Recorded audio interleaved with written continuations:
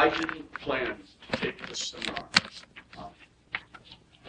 And there's a couple of reasons I'm doing it. I'm going to tell you why.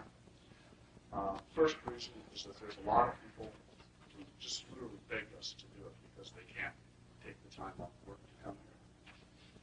The second reason is that I believe that you have to get information I've read 17 different times before you really learn that information.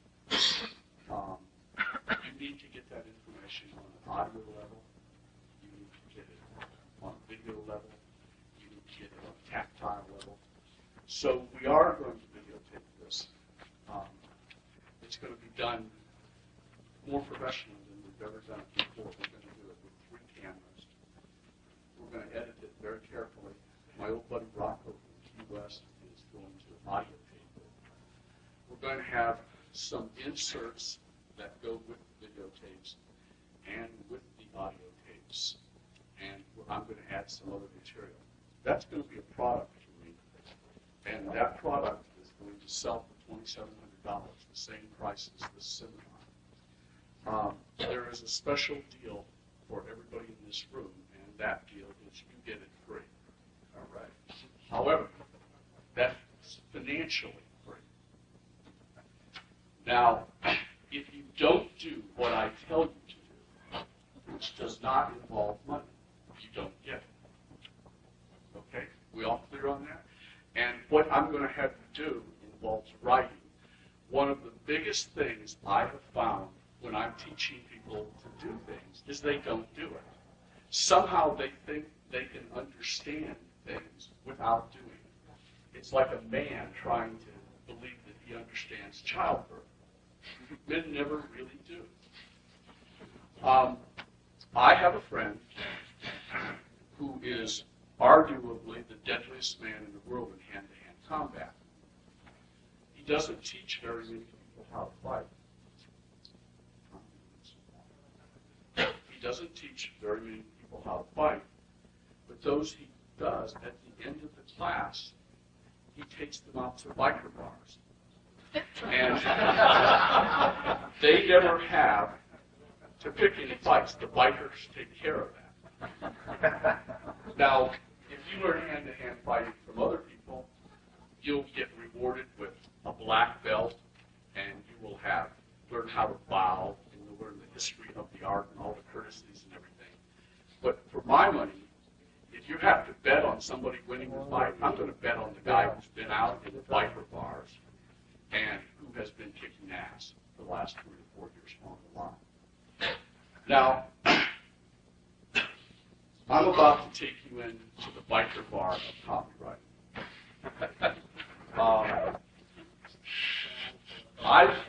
Is anybody else in this room responsible for the mailing of 3.5 billion successful sales letters? Well, that means that we're going to do it my way. And doing it my way, we may as well get started right now. So, to begin this seminar, I would like to tell you the following. My name is Gary Halbert. I'm the best copywriter who ever lived. In the next 3 days, I'm going to teach you how to do it. I'm not going to take any prisoners, and I'm not going to take any shit from anybody. Pick up the envelope that's by your table right there. Pick up the pen and go there. You got some envelopes? This is an envelope. Now, envelopes have a return address on them, and that's where you write your name. I want you to all write your name right there. Anybody need any help with that?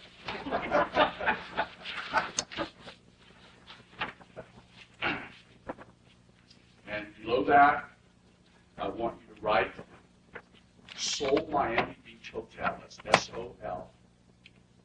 Miami Beach Hotel.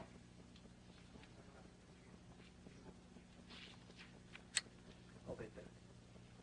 3925. Is that right? 3925. Yes. Collins Avenue. Miami Beach, Nani. Florida. And the zip, I think, is 33140. Now that should all be written right there. In direct mail, when we talk to professionals, they don't call that the return address. They call it the corner card, just so that you'll know you have just written your corner card. Now this corner card is going to be a little bit unusual because I want you to drop down and I want you to write kind of in small below there. I want you to write Friday. Writing this already? Friday.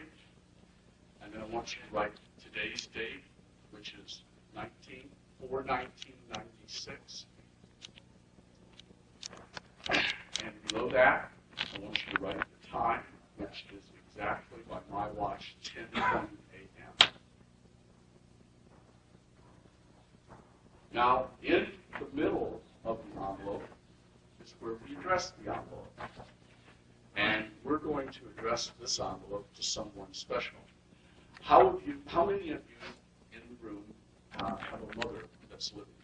Can I see your hands? How many of you, the rest of you, had a mother at one time? You did not? Do you all remember her name? Anybody can't remember their mother's name? Okay.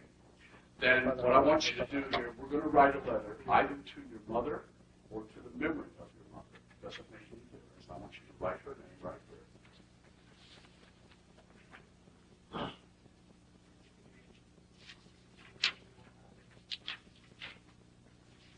Okay. Now write in care of. Now, do you know how that goes? You go circle / little circle. That means in care of. And then write your name below that.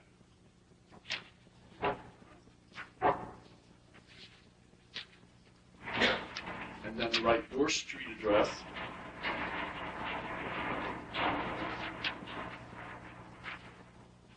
And then write your city, state, and zip below that.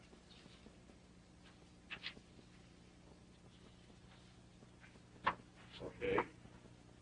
Now you should have a stamp right there.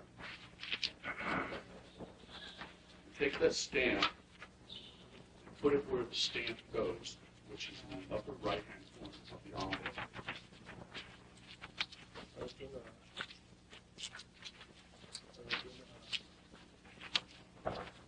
Terry, where are the letters that I did? Are they all in this folder? Mom. I have it here. Never mind. Okay, now, some of you, we're going to write either Dear Mom, or some of you have a special name for your mother, or you did when she was alive. You can use that. I call my mom Mama Joe, so I write Dear Mama Joe or Dear Mom. So write that's your salutation, Dear Mom, or whatever.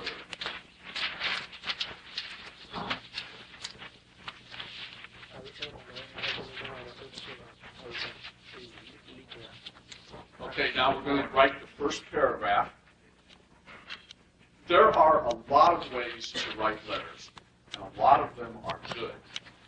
There is no way in 3 days I can teach you every way to write a letter, so I'm going to teach you one very good way, and then we can do offshoots from that. I like to indent my paragraphs 5 spaces. So we are now about to write the first sentence of the first paragraph. So although you're handwriting it, I want you to know that if you were typing it, it would be indented 5 spaces. Now you've all written Dear Mom, so I want you to write, I'm very busy right now.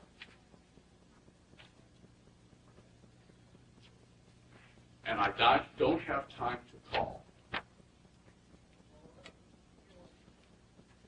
So that's why I'm writing you this letter.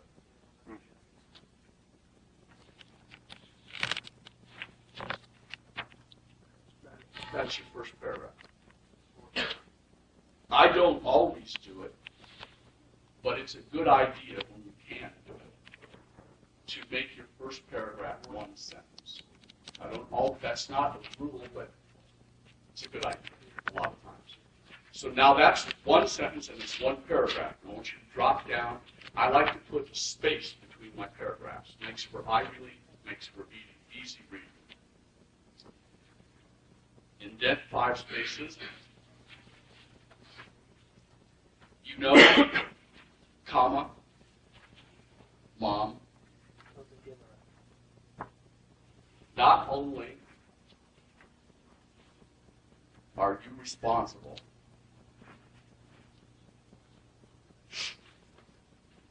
for my very existence,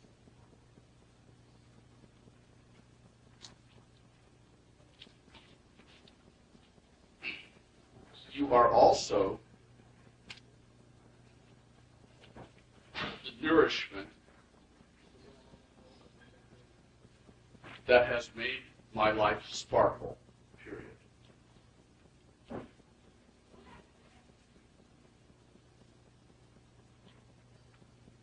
Period. Same paragraph, new sentence. I'm under a lot of stress right now.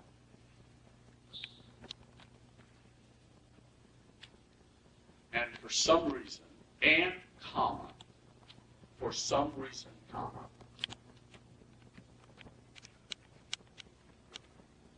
I started thinking about you. Period. Same paragraph, new sentence. Slower. Who said that? Who? Raise your hand. Slower? Okay. I can get down to your level. Okay. What's the last thing you wrote there? I started thinking about you. And it has occurred to me.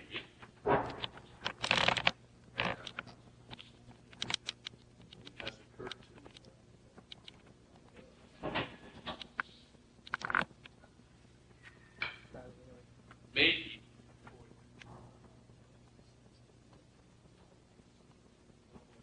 I haven't let you know recently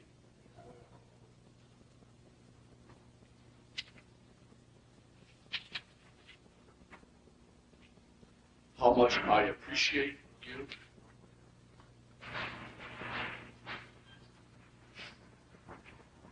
and how much I love you.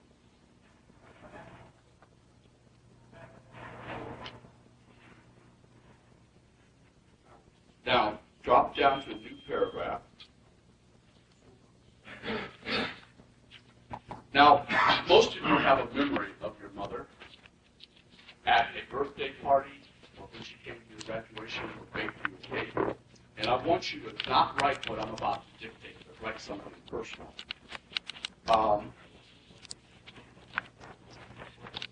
The new paragraph I have is, I especially like remembering you in that pink flowered dress you wore at my 15th birthday. Now I want you to write this new paragraph. I especially like remembering you. And you complete it. There's something surely you especially like.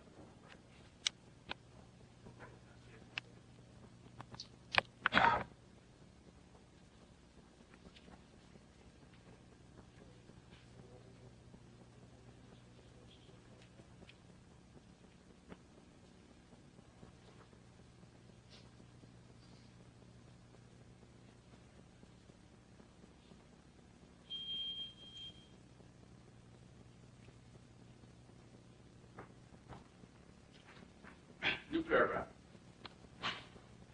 Anyway, I'm going to make it a point to see you just as soon as I can. Period.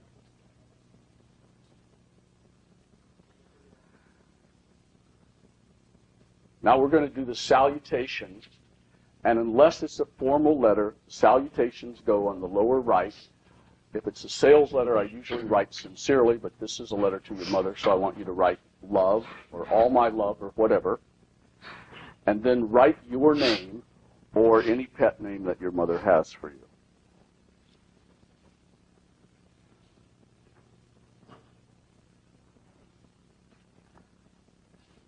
Sign the letter.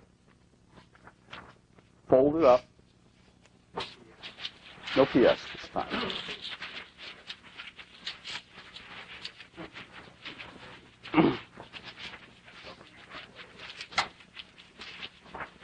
Put it in the envelope. Seal the envelope.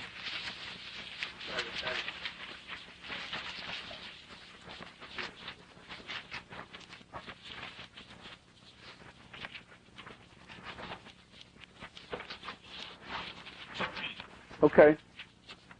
Now, pick up the next envelope. Going to go through that process again.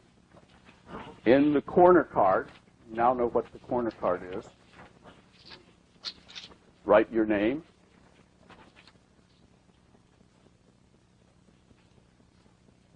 Below that, write Seoul Miami Beach Hotel.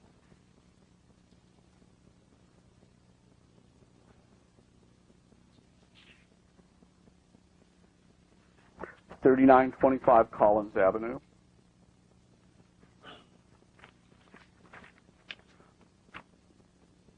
Miami Beach, Florida.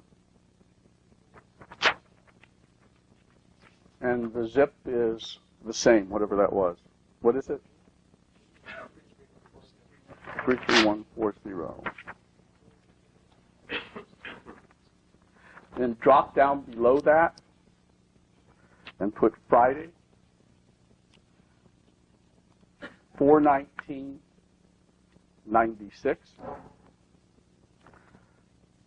10:31 a.m.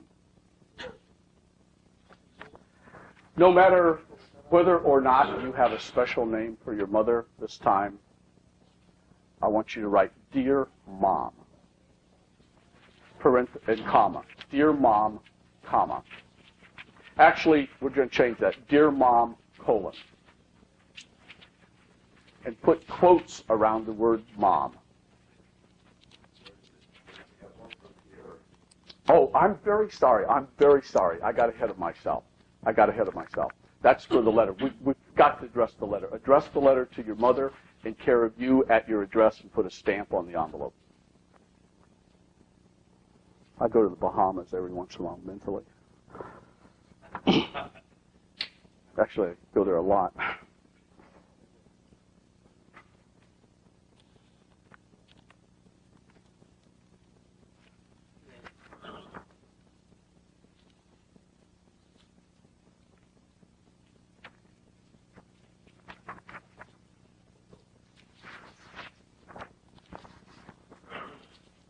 Okay, now we're going to the letter.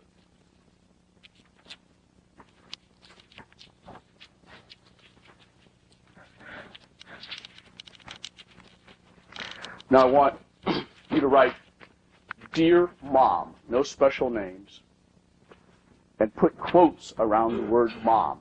Quotes before the first M, quote marks after the second M, and then put a colon instead of a comma.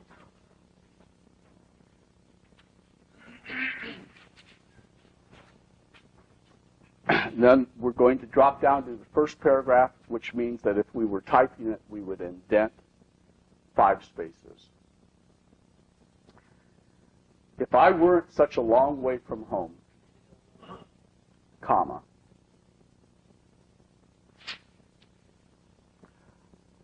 I probably wouldn't have the guts to tell you this.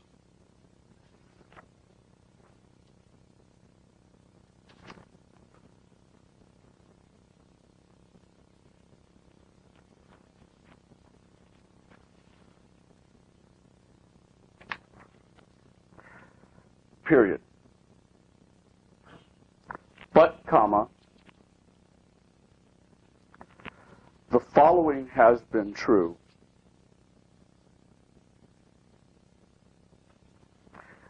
Ever since I was born. Period.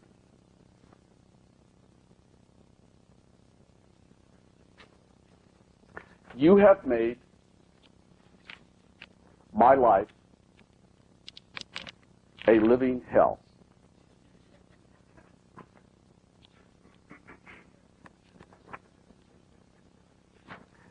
Every person I know has a mother that is superior to you in every positive way imaginable.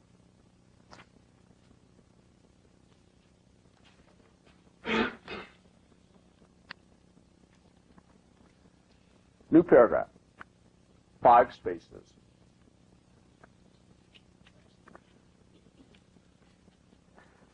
You are nothing more than a wrinkled up old bitch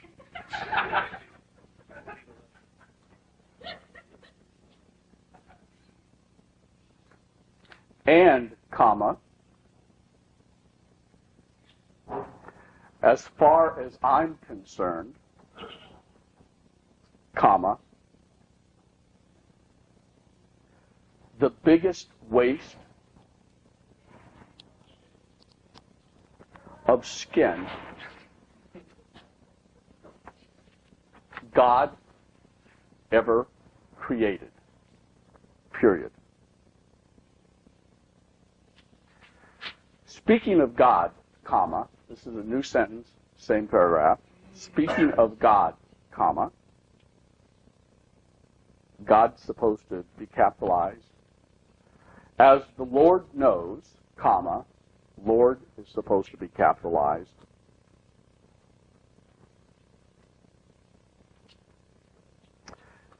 You're certainly not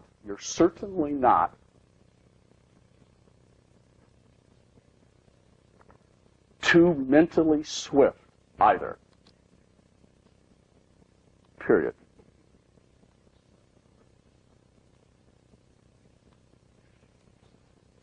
So, comma, just in case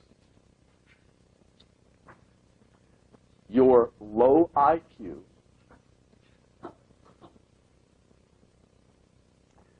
keeps you from understanding what I am trying to say, comma, let me make it perfectly clear, dot, dot, dot.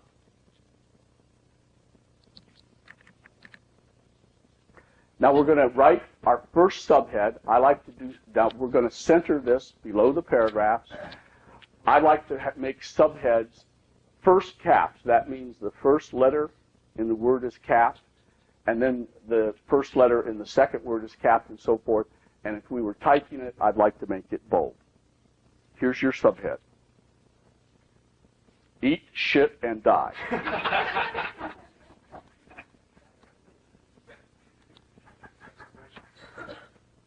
Exclamation point. Good addition.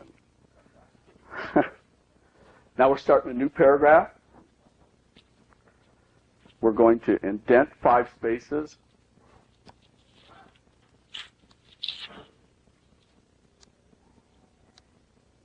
Please don't call or write me.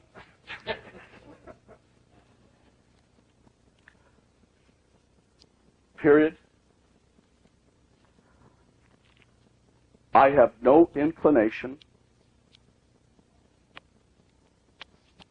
whatsoever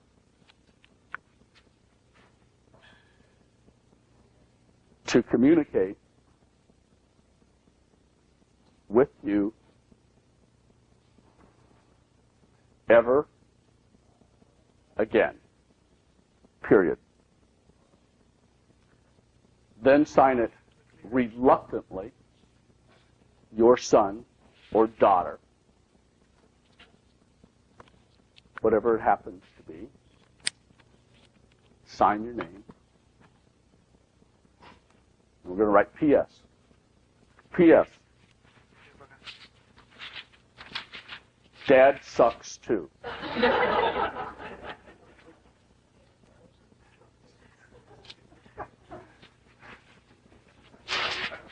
Fold those up, put them in the envelope and seal them.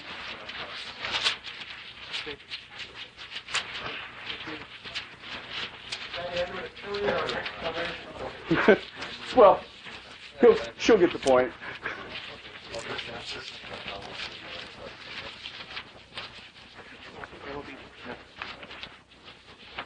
Okay, now if you turn around, you'll see this woman in the red coat with the pretty blue eyes, Audrey. See this woman right there? She's going to show you where the mailbox is. Go mail both those letters. Come back and we'll start the seminar.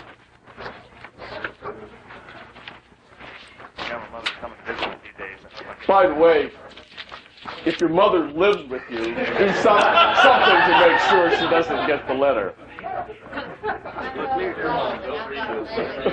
Okay, I can understand that. Just keep it with you. It's just to make a point. Yeah, what about? Right, sorry. Good. Now, I want you to listen up. Sit down and shut up, Gene. Jesus, you disrupt every seminar I have. There is a reason why I do everything I do, why I will do everything that I do in this seminar. I will not explain that.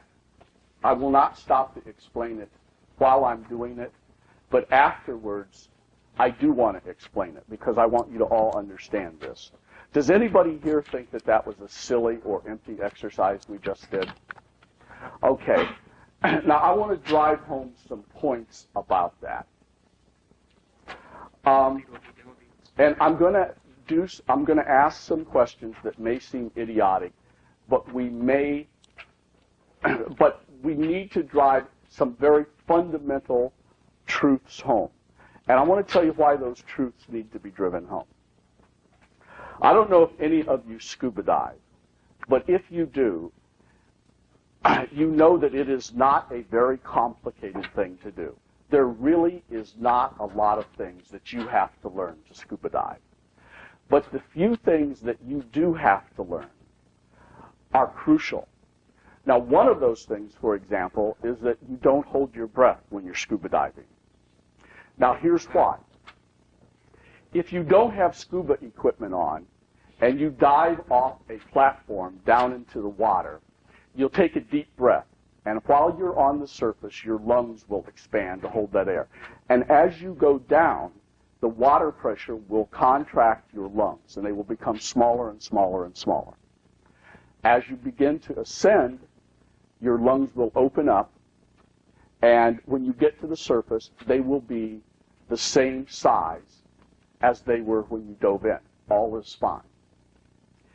If you are scuba diving and you are underwater already, let's say you're 60 feet down, and you take a breath, you will keep intaking oxygen until your lungs expand to satiety, as you always do, and until they were the same size as they were when you took the breath on the surface, all right? But let's suppose for some reason you decided then to ascend while holding your breath.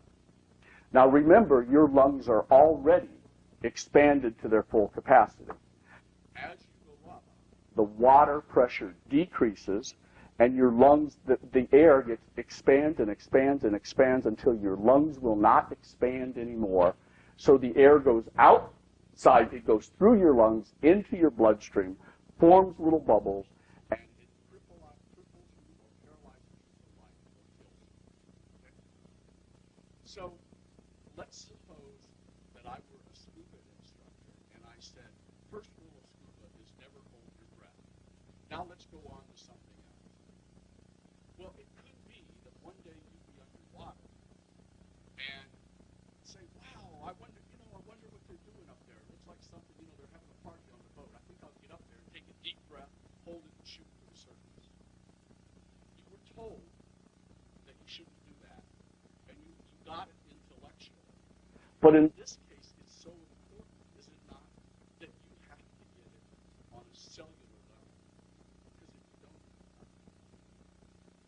Now, I'm going to teach you some very, very sophisticated, complex things. But the more important things that I have to teach you are very simple, because that's where everybody goes bad, is on fundamentals. People do not die scuba diving because they were eaten by sharks, attacked by octopuses, or what have you. You know how they die? They die from holding their breath, or they drown because they run out of air. And my first job here is to make sure that you get the fundamentals right. Now I want to ask a question, the lady in the blue blazer. The love letter that you wrote to your mother, the postage that you put on it, how much was that postage stamp cost? 32 cents. And the oral hygienist over here, the hate letter that you wrote to your mother, how much was the postage? Okay. How much difference in time? This fellow with the ponytail and the blonde hair, what's your name? Joe. Joe? How much more time did it take you to address the hate letter as opposed to address the love letter? About the same? Okay. Mike, how much time did it take you, difference in time was there to write the hate letter versus the love letter? No difference. No difference at all. I'd like to see a show of hands of those of you who think if your mother really received these letters, that there would be a dramatic difference in response from one letter to the other. Can I see your hands? Do you all believe that? Now, isn't that curious? The postage was the same. The envelope was the same. The amount of work required was the same. The letter shop work, which you did, letter shop, by the way, is the term for folding and inserting the envelope and sealing it, putting the address on and stamping it. It was the same. The only difference is the words on the piece of paper. That's the only difference. And words truly are the most powerful thing in the world. You can use words to wound. You can devastate people with your words. You can use words to encourage and to pump people up. You can use words to make you a fortune. You can use words, and I have done this, that'll cause you to get lawsuits and lose your fortune, okay? But the power is in what you write. Now, there's a lot of people, nobody hardly ever does it anymore because they're afraid to do it with me. But it used to be at my seminars, the first question I would get is, what kind of word processor or computer do you think I should use? And then I'd just go ballistic, you know. And all of these things are technical things. And I'm going to teach you, what I'm going to teach you here is what you really need to know. Now, every year, maybe once or twice or 3 times a year, you should do what you just did. You should handwrite a letter. You should handwrite addresses. You should get peel and stick labels. You should put them on envelopes. You should apply the stamps yourself. You should fold the letters. You should put them in the envelopes. And you should take them to the post office. You know, the last seminar that I did of this nature, in fact, the only other one, and this will be the last one for a long time, I got a letter from a woman by fax as soon as she got off the plane. Or not quite as soon as she got off the plane. Actually, it was when she got back to her office because she had a little bit of delay in going home. And she said, everything you taught us at that seminar came home to me when I went there and those 2 letters to my mom were on my desk. Because it was a reminder. Now, will or will you not remember those letters for the rest of your life? Will you remember them, ma'am? You're mad at me, aren't you? Oh, you're not? Okay. That means I'm a failure because you know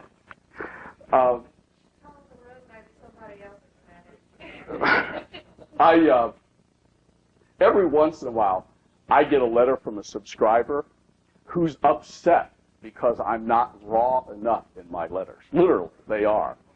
And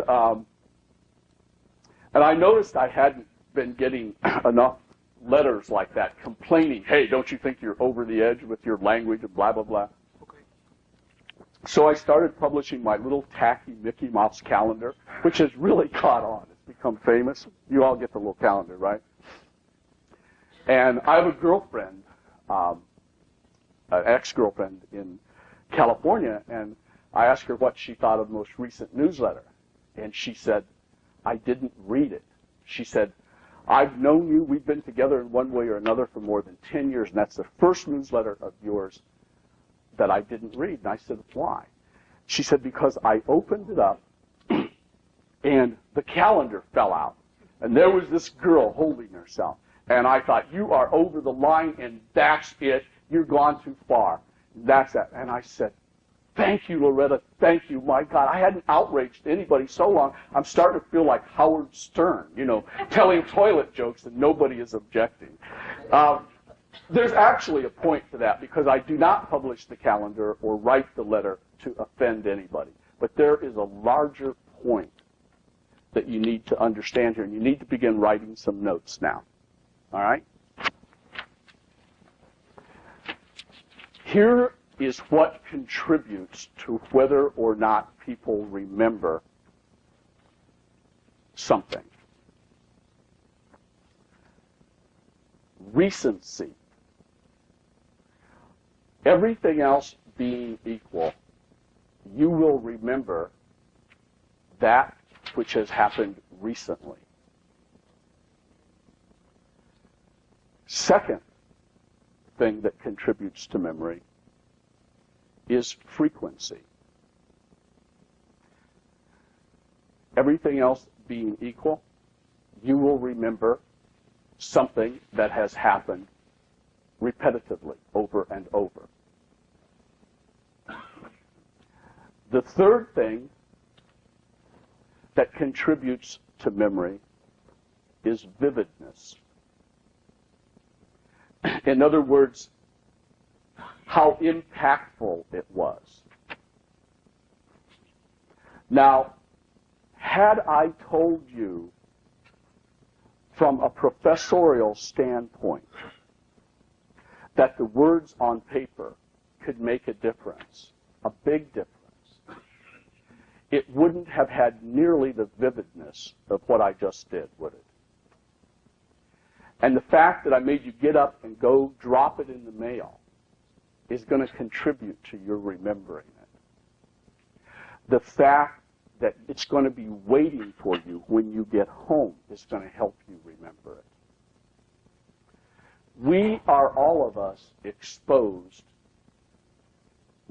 The numbers vary, but the point is the same, to about 1,500, 1,700 sales messages a day, commercial messages. And we don't remember most of them. As a point of survival, we could not. So a lot of times when people are selling something and someone else is selling something very similar, for example, let's say you're selling washing machines. Granted, there are differences between brands, but basically a washing machine is a washing machine is a washing machine. If I were to write you a letter about a washing machine, how would I make it? What would I want to do? And I would want to make my letter vivid. Not only does it need to be vivid and have impact, as opposed to all the other letters about washing machines that you may happen to get in that period of time. It needs to have impact competitively against every other thing that's competing for your attention in that life, in your life at that period of time. If it doesn't, it's not going to bring back any money for you. If you do not make an impression, if you do not make any impact, then nobody's going to remember your message.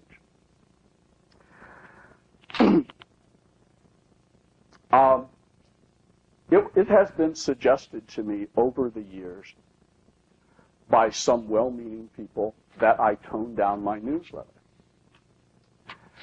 And if I had done that, I wouldn't have received as many bitch letters as I have. But also, 60% of my subscribers would not be lifers, and I wouldn't have the renewals that I have.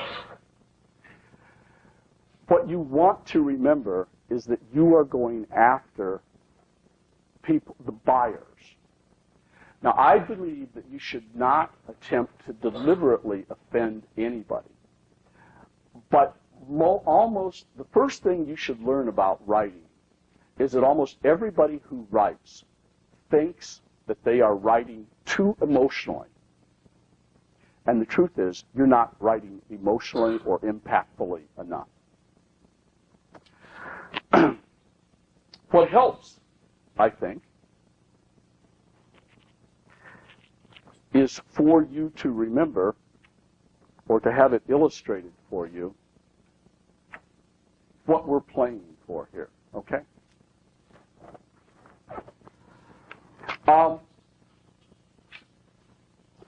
going to use this pad, and I want to see if I can fix it so that everybody can see what I'm about to write here. I want to show you the idea of the difference between getting it right and not getting it right. I'm going to try and dramatize that for you so that you'll really be motivated to understand why you should get what I'm talking to you about. Let's pick a targeted audience.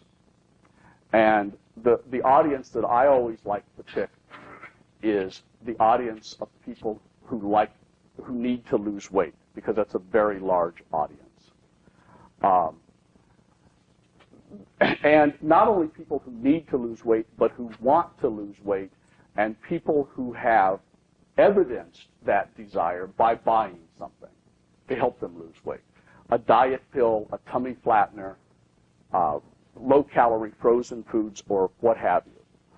And preferably, they will have purchased such a thing through the mail. All right? Now, I can tell you that if you were to research this through a good list broker, you would find out that there are about 3 million hardcore names of mail-order diet buyers. Now, this illustration, I want to pause for a moment to talk about the difference between associative thinkers and linear thinkers. Neither of them are superior to the other. It's just that they're different, and the world needs both of them.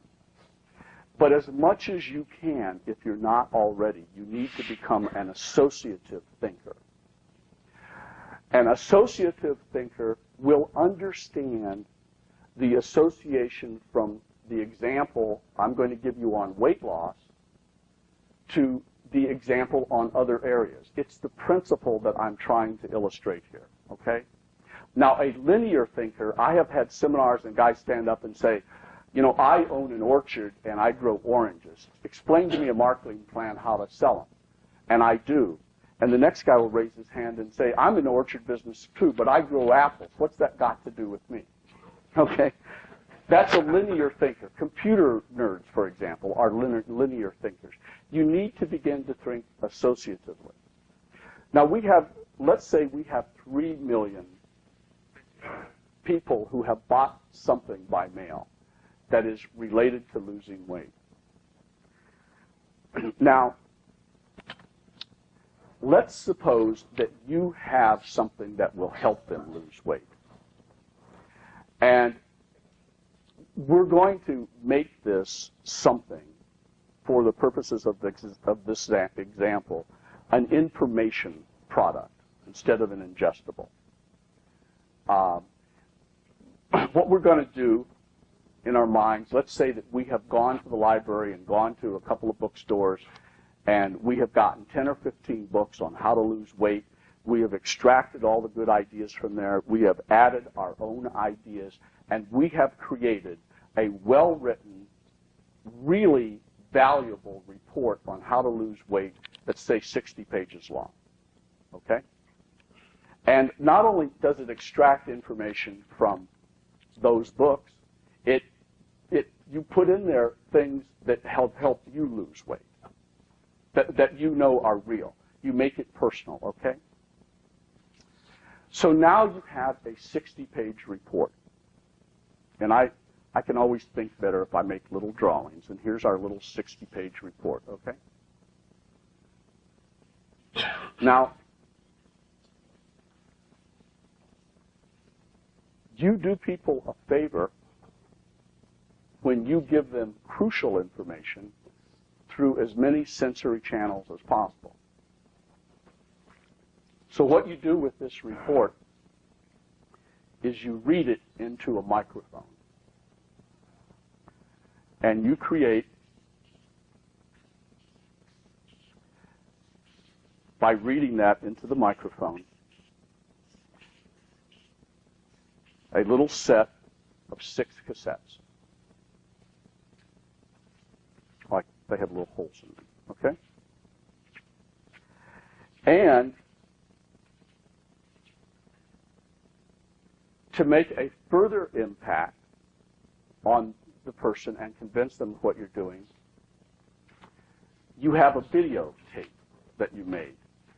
And let's suppose that back in the days when you were overweight yourself, you figured out a way that you thought would help you, and you videotaped it, and you videotaped your progress, and now you weigh what you want to weigh, so now you include a videotape here. Okay? Now, some of you know the answer to the next question better than I do. This is a videotape. Now, let's talk about, and we put all of this in a nice package. Okay, little box, and they open it, and there's the report. It's like this thick. And on top of that are the 6 tapes, and here's the videotape. And we put a nice case in it. Let's talk about how much that cost. Some of you know. Does anybody give me a good guess on how much the 60-page report's going to cost to print? Somebody here must have a clue. Huh? 90 cents? Okay, that might be a little high, but let's make it $1. Anybody in here know anything about audio tapes? How much do you think it would cost to make the 6 audio tapes? $3 a piece, or for all 6? No, for all 6. For all 6. Anybody here know what it would take to cost to do the videotape? $2. Okay. Now, how about the case to put it in? One of these little plastic cases that'll hold everything? Somebody give me a clue? Huh? $2? Okay. Now that's our fulfillment package cost, right? $1 plus 3 is 4, plus 2 is 5, plus 2 is 7. We haven't mailed it yet, though. I knew that. I was just checking to see if you catch that. It's $8, right? Okay. Now we have to ship this out to the people. How much is it going to cost us to ship it? Somebody in this room knows approximately. Huh? $3? $3? So what are we at? $11? Okay. And we have a package here of pretty high perceived value, do we not? With a fulfillment cost of $11. Now, I'm looking around. I don't have any of you. I don't see except for Gene Dowdle. I don't see any porkers in the room. Have any of you ever had a weight problem at all? Can I see your hand? Weight problem. Okay. Did you have difficulty overcoming that weight problem? Okay. Now, I want to see if you know the answer to that, because maybe you wouldn't. But what do you think a person who is 50 pounds overweight would pay just for a magic pill that would make them at their proper weight for the rest of their life with no negative effects on them? That would be what do you think a person would pay? Gene, what do you think somebody would pay? How much? Couple hundred? Now remember what I'm talking about. I'm talking about this is not true. There is no such thing. But suppose there were one magic pill, you took it once, you would never have a weight problem again. The weight would go away. What do you think? About 6 months pay. About 6 months pay. Okay, anybody else have an opinion of what someone would pay? Everything they could afford. You got it. Everything they would afford. They would sell their house, sell their car. If it were true, and they believed it, they'd pay everything. They would. You know, so the point I want to make here, though, is when they decide whether or not to buy this, how much consideration do they give to how much you paid to print the reports and dupe the audio and videotapes? None whatsoever. There's only one thing they care about. Will that work? Okay? Now let us suppose that your letter convinces them that what you have for them will work. All right? And so we price it at $69.95 plus $4 shipping and handling. That's a good price point, by the way. Now we're going to round that off to $74. That's the price. Okay? But price is not profit, so we have to subtract the cost of filling that order.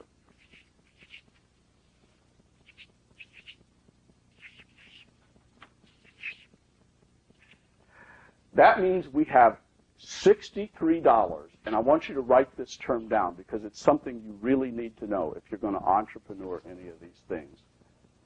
CTO. You have $63 contribution to overhead. That's not $63 profit. That's $63 over and above what it cost you to produce that. Now, suppose that the letter you just wrote to your mother, you wrote to her because you loved her and she had a weight problem and you were concerned about her health. And you were writing, say, Mom, I'm down here in Florida or I'm, in San Diego. I've just talked to a doctor. I've discovered a new way to lose weight that really works, and et cetera, et cetera, et cetera. Okay? Now, that's this beautiful Reddit here. How much would the postage on that letter cost to mail it? 32 cents. Okay? Would it cost the same as those letters you mailed to your mother, right? How much, let's suppose that letter were 4, 6, 8 pages. What do you think it would cost to print one of those letters? Anybody have a clue? Actually, it's closer to a nickel. One letter. One letter. Yeah, I mean just the printing of the letter. Let's say that the letter that we'll do it to your mom, because your mom wouldn't need it. Like that letter that you just wrote, one page, one side. Let's suppose you had it typed and now you're reproducing it. Okay? Because you're sending it to everybody's mother because, you're the Unabomber and you can't make bombs, all right? The most that would cost you to reproduce, you could Xerox them for 2 cents, right? But we're going to make it a multi-page letter. We're going to say, now this is the postage. This is the printing of the letter. How much do you think the envelope would cost that you just used there? I don't know, but the answer is it doesn't matter really too much, does it? 3 cents. We say 3 cents. If the point is, if I come out with a number that anybody wants to challenge, that's fine because we'll adjust it. But let's say it's 3 cents, and to make it easy for your mom, you put in another envelope with the address of the doctor on it. Let's say that costs you 3 cents too. And let's suppose that some of you, being incredibly dense, can't remember who your mother is or where she lived, so you had to go to a mailing list broker and say, I want my mother's name. How much do you think it would cost per name to get her name? A list of mothers, what we're talking about. How much? But I think that's a little high. Sometimes they are, sometimes they're less. Let's make it a dime, okay? $100, $1,000. You could buy names for a nickel a piece, 6 cents a piece, 8 cents, 10 cents, 12 cents, 15 cents, 20 cents. We're going to system, and which actually that's a bad example. It's lost its relevance when I went to the list. Let's say it's a list of people who buy mail order stuff. Okay, about 10 cents. Now, this is the postage. This is the letter. This is the 2 envelopes, and this is the name that you're going to mail it to. Now, we also have something called letter shop. And letter shop is all the mechanical things that have to be done to make that letter go out. You have to print, well, not printing, it's not the printing, but it's the folding, it's the inserting, it's the sealing, it's the affixing of a stamp or metering or whatever they do to put the address on the labeling, etc. Does anybody can give me an idea of what, Gene, you know what letter shop? Yeah. Gene Dowell, by the way, is one of the best copywriters in the country and an excellent person to know if you're going to be in the direct mail business. You say 15 cents? What if you don't? Make it a dime because it's for easy stuff here, okay? 32, 37, and 3 is 40, 43, 53, 63. That means you could mail those letters for 63 cents apiece. Now let me talk to you about that. For a long time, I have said that I believe that you should always mail first-class mail. I still believe that to be true in most of the cases. But in reality, what I believe 100% is that you should mail letters that look like they're first-class mail. And you can achieve that with a postage meter. And you can get your bulk, what's the lowest bulk rate, Gene? About 15 cents. So you can get this down, you can knock 15 cents off this by mailing bulk rate. Okay? So that goes down to what, 48 cents or something? Can't do it like that. Okay. Now let me tell you what the reality is. This is an example that's not dead on, but I'm going to tell you what the reality is because we only need to be close enough for me to make my points, okay? The reality is that you can mail sales letters for an average of somewhere between 35 cents a letter and 65 cents a letter, day in and day out. Now, when you get down into the low prices, the really 35 cents a letter or something, you're talking about people who mail hundreds of millions of letters, 10 million a month, and they're getting the lowest price on everything. If you're talking about 65 cents, you're probably doing it in low volume or doing something really special with it. But with a good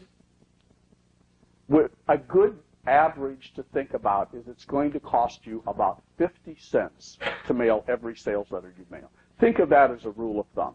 If it costs a little more, don't worry about it. If it costs a little less, rejoice.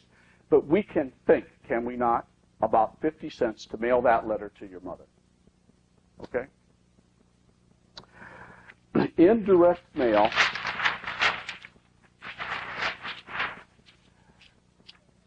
as you become versed in it and talk to the people in the business, you will find that everybody talks per thousand. How much does it cost? They don't even say the end of it. you know, and they'll say $50. That means $50 per thousand. And a lot of times they write that per M, capital M. So we're going to start talking in terms per thousand. So if our letter to the people who need to lose weight costs 50 cents a piece, what does it cost, obviously, to mail 1,000 of those? $500. And that is the figure that I use, unless there's something unusual about the mailing I'm doing, to calculate the cost of putting out a mailing. I calculated $500 a thousand as a rule of thumb. Okay? Now, let's say that the letter that we did to describe our product is really, really good.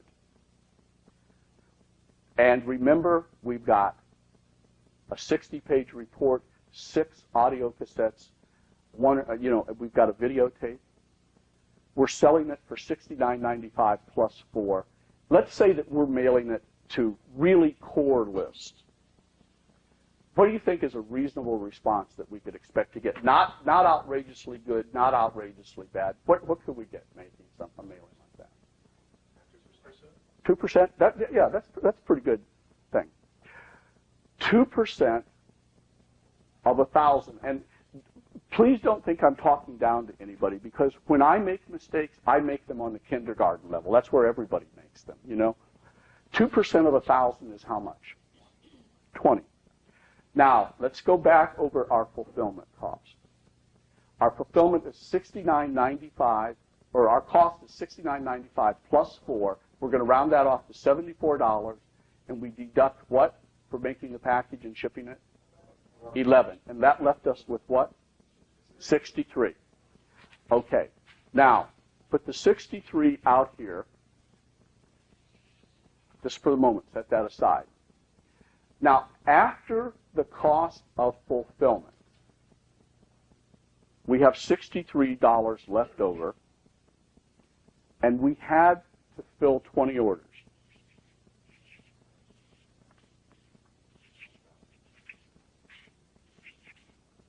Okay? $1,260. But we spent $500 to get it. Now remember, this is already deducting the cost of product, but we still have to minus the 500. 760 per thousand, right? Now, again, I'm not talking down to you. I would rather be fundamental than have important points missed. How much is that per letter? Profit. No, per one letter. 76 cents profit a letter. $760 profit per thousand, right? You all know what a million is? A million is 1,000 thousands. So if there are 3 million core diet names, it means there are 3,000 thousands, does it not? Okay? This is what we are making per thousand, and there are 3,000 .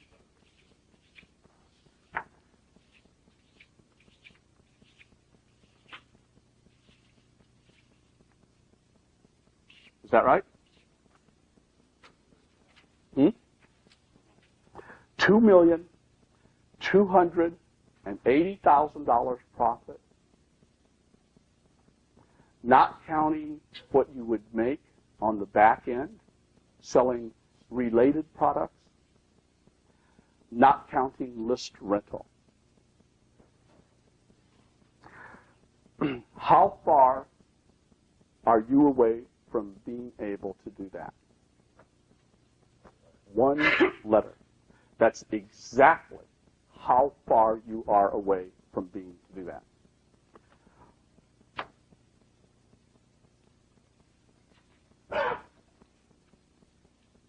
Now, I'm going to teach you how to write that letter.